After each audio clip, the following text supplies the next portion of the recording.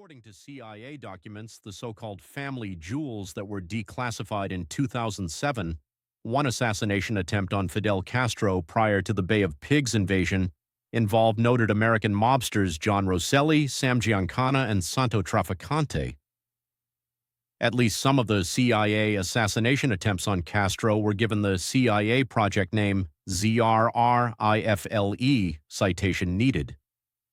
In September 1960, Momo Salvatore Giancana, a successor of Al Capone's in the Chicago outfit, and Miami syndicate leader Santo Trafficante, who were both on the FBI's 10 most wanted list at that time, were indirectly contacted by the CIA about the possibility of Fidel Castro's assassination. Johnny Roselli, a member of the Las Vegas syndicate, was used to get access to mafia bosses. The go-between from the CIA was Robert Mayhew of the Howard Hughes organization, who introduced himself as a representative of several international businesses in Cuba that were expropriated by Castro. On September 14, 1960, Mayhew met with Roselli in a New York City hotel and offered him $150,000 for the removal of Castro. The United States Central Intelligence Agency, CIA, made numerous unsuccessful attempts to assassinate Cuban leader Fidel Castro. There were also attempts on Castro's life by Cuban exiles, sometimes in cooperation with the CIA. The 1975 Church Committee claimed 8 proven CIA assassination attempts between 1960 and 1965. In 1976, President Gerald Ford issued Executive Order 11,905 banning political assassinations. In 2006, Fabian Escalante, former chief of Cuba's intelligence, stated that there had been 634 assassination schemes or attempts. The last known plot to assassinate Castro was by Cuban exiles in 2000. Fidel Castro attended Roman Catholic boarding school. He began his political career while attending the School of Law of the University of Havana. After World War II, the United States secretly became involved in international political assassination attempts on foreign leaders. This program was contrary to the United Nations Charter, and U.S. officials denied its existence. On March 5, 1972, Director of Central Intelligence, Richard Helms declared that no such activity or operations be undertaken, assisted, or suggested by any of our personnel. In 1975, the U.S. Senate convened the Senate Select Committee to study governmental operations with respect to intelligence activities, chaired by Senator Frank Church, D. Idaho. The Church Committee found that the CIA and other agencies provided plausible deniability for high-ranking officials regarding these assassination attempts, as lower-ranking officials withheld information and obtained tacit approval for officially disapproved operations by using euphemisms in communications. According to CIA Director Richard Helms, officials in the Kennedy administration exerted heavy pressure on the CIA to get rid of Castro. 148 to 150. There were many assassination plots aimed at creating a favorable impression of President John F. Kennedy. 25.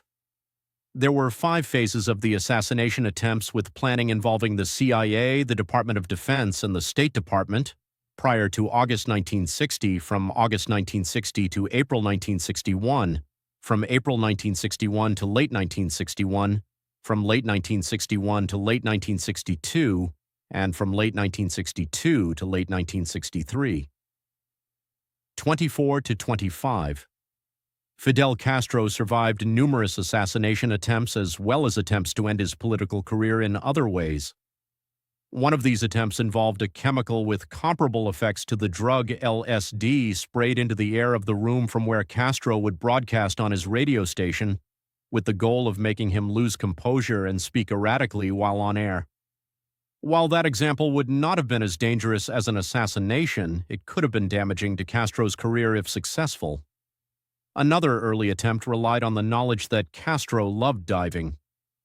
The CIA attempted to create an infected diving suit that would kill Castro slowly and over a long period of time by lining the suit with tuberculosis. The infected diving suit did not succeed, as the plan was betrayed, and Castro learned of the attempt. Citation needed. According to columnist Jack Anderson, the first CIA attempt to assassinate Castro was part of the Bay of Pigs invasion operation, but 5 more CIA teams were sent, the last apprehended on a rooftop within rifle range of Castro at the end of February or beginning of March 1963. Attorney Robert Maheu, who was working as a CIA cutout at the time, was identified as the team leader who recruited John Roselli, a gambler with contacts in the American Mafia and Cuban underworlds. The CIA assigned 2 operations officers, William King Harvey and James O'Connell, to accompany Roselli to Miami to recruit. The Church Committee stated that it substantiated 8 attempts by the CYA to assassinate Fidel Castro in 1960 to 1965. 71 Fabian Escalante, a retired chief of Cuba's counterintelligence who had been tasked with protecting Castro, estimated the number of assassination schemes or actual attempts by the CYA at 638, a project codenamed Executive Action, and split them among U.S. administrations as follows: Dwight D. Eisenhower, 38, John F. Kennedy, 42, Lyndon B. Johnson, 72, Richard Nixon, 184, Jimmy Carter, 64, Ronald Reagan, 197, George H.W. Bush, 16, Bill Clinton, 21. Some of the schemes were a part of the covert CIA program dubbed Operation Mongoose, aimed at toppling the Cuban government. The assassination attempts reportedly included cigars poisoned with botulinum toxin, a Eumacoda fungi-infected scuba diving suit along with a booby-trapped conch placed on the sea bottom, an exploding cigar. Castro loved cigars and scuba diving but quit smoking in 1985, and plain mafia-style execution endeavors, among others. There were also plans to blow up Castro during his visit to Ernest Hemingway's museum in Cuba. In 2006, some of the plots against Castro were depicted in a documentary film, 638 Ways to Kill Castro, which aired on British public service television station Channel 4. One of these attempts was by his ex-lover Marita Lorenz, whom he met in 1959. She agreed to aid the CIA and attempted to smuggle a jar of cold cream containing poison pills into his room. When Castro learned about her intentions, he reportedly gave her a gun and told her to kill him, but her nerves failed. Some plots aimed not at murder, but at character assassination. They, for example, involved using thallium salts to destroy Castro's famous beard, 30, or lacing his radio studio with a substance resembling LSD to cause him disorientation during the broadcast and damage his public image. When Castro traveled abroad, the CIA cooperated with Cuban exiles for some of the more serious assassination attempts.